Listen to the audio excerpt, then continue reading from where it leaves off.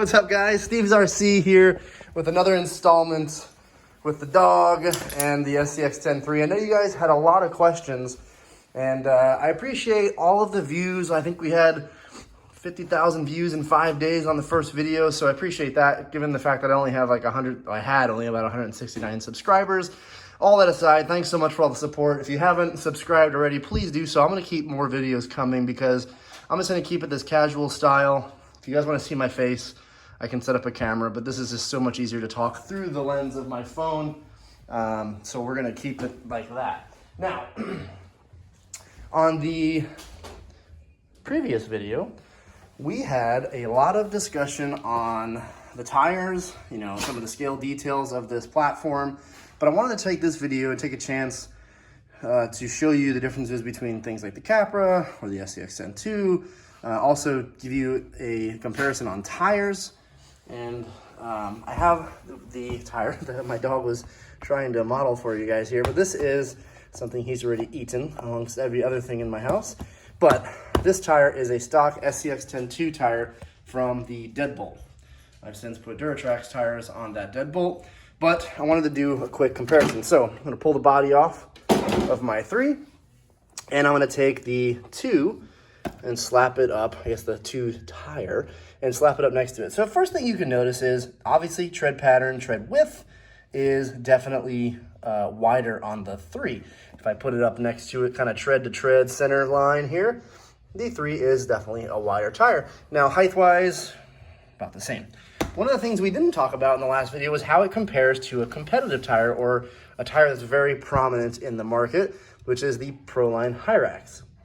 Now, put that right up next to it here.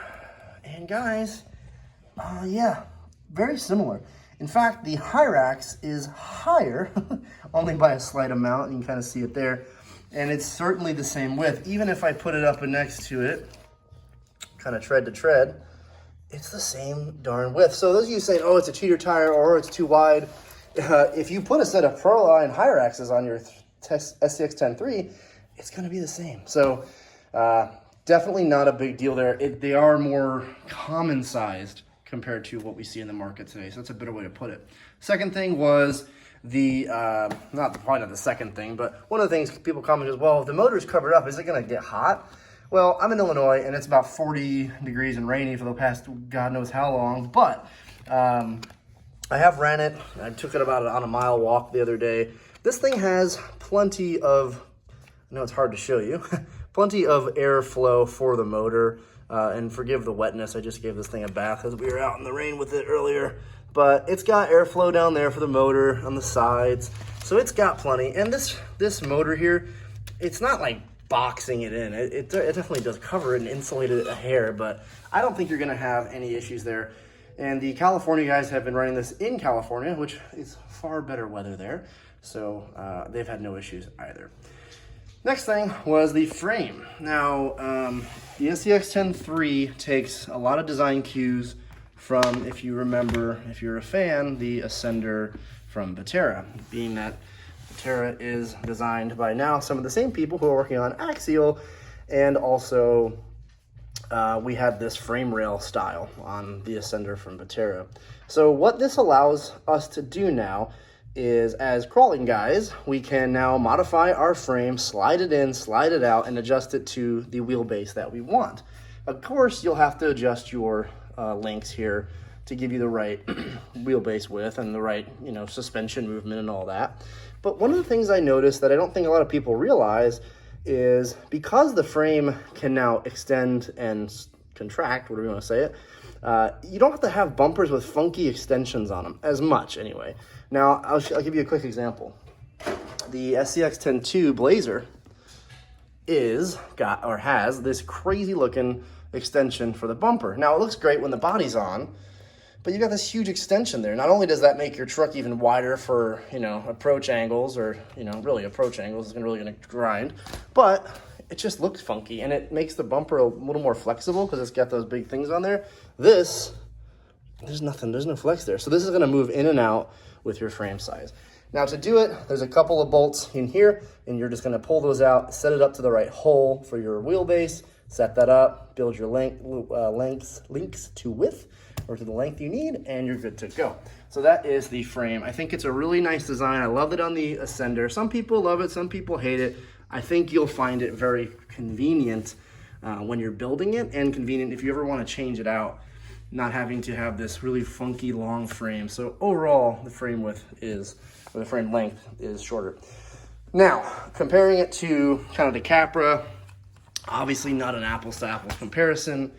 And let's do a couple of quick things here. Wheelbase wise, they're very similar. As you can see here, I think by the specs, by the book, the Capra is just a hair longer. However, the Capra is certainly wider by a long shot. Again, they're definitely not in the same class. You wouldn't compete against them, but that's your comparison. So then the next thing was comparing it to the SCX10 II, and I have the Blazer here, and you can see the Blazer is about the same wheelbase. Maybe it's a little shorter. But anyway, I didn't pull the specs together. Sorry, I'm a terrible YouTuber. I should have the numbers by heart here. But you can kind of see the big thing I wanted to do here was really the layout. So in the 3, obviously motor and steering servo are up in front. In the 2, you have your steering servo up front, but your motor is center line as well as your transmission. Whereas the transmission is more front facing or front mounted in the 3. You can see the big difference here. The next thing is the battery placement. I have chosen to not go with this placement over here, which is for a shorty pack. This is the smart battery from Spectrum. It's an 8,000 high voltage pack. I'm running that in the rear. In the SCX10 II, you obviously only had a mounting location in the front.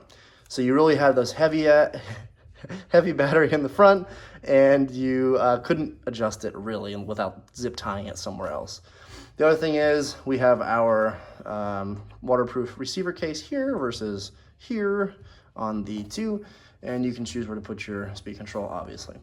So those are some big differences. The next thing, clearly I already called it out in the last video, but it does have fenders. Guys, I will say, after running this outside yesterday, some today during lunch, it makes a huge difference in dirt on your model.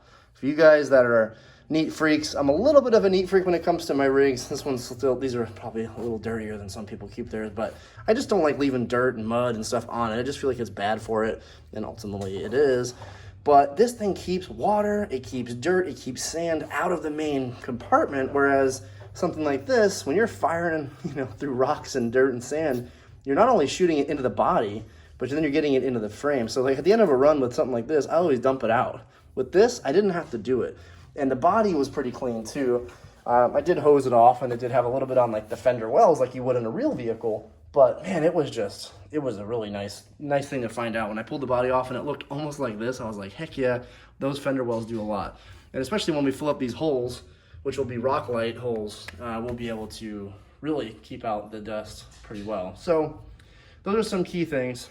All right, getting back to it, in summary here, I can't answer some of the questions that you guys ask me, when's the RTR coming, that sort of thing, because those are just stuff we don't typically tell people. I do know, obviously, but it's not going to be for a while. That's about all I can say. So if you're waiting on getting an SCX10 III for the RTR, just get one. Build the kit. It's super fun to build, guys. I know I didn't build it, but I have built stuff like the Capra, so I build plenty of stuff.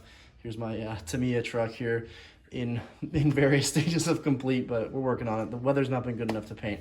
Anyway, build the kit, guys. Get the electronics you want. Get the electronics you've researched. It's a lot of fun.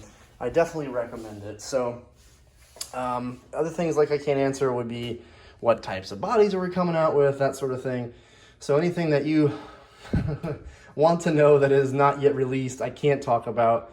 But if there's anything else you guys want to see, I will try to get some running footage here throughout this video. I'm going to kind of fit it in at the end here, I guess, and give you guys a little bit of extra running footage. And if you want to see something else, let me know. I am working from home, as really anybody, but I can get out and enjoy some rock crawling here, although we are in flat, wet, disgusting, cold Illinois. So guys, thanks so much for tuning in. I appreciate the support. Subscribe if you haven't already. I will try to keep more videos coming. And if you want to see something different, even like the way I shoot these videos, please give me feedback. I'm just starting this up and it seems to be going pretty well, but I appreciate you guys. Have a great one. Steve's RC signing off. What's up, guys? Steve's RC here with. What's up, guys? Steve's RC here. What's up, guys? Steve's RC here. That doesn't always work every time, but.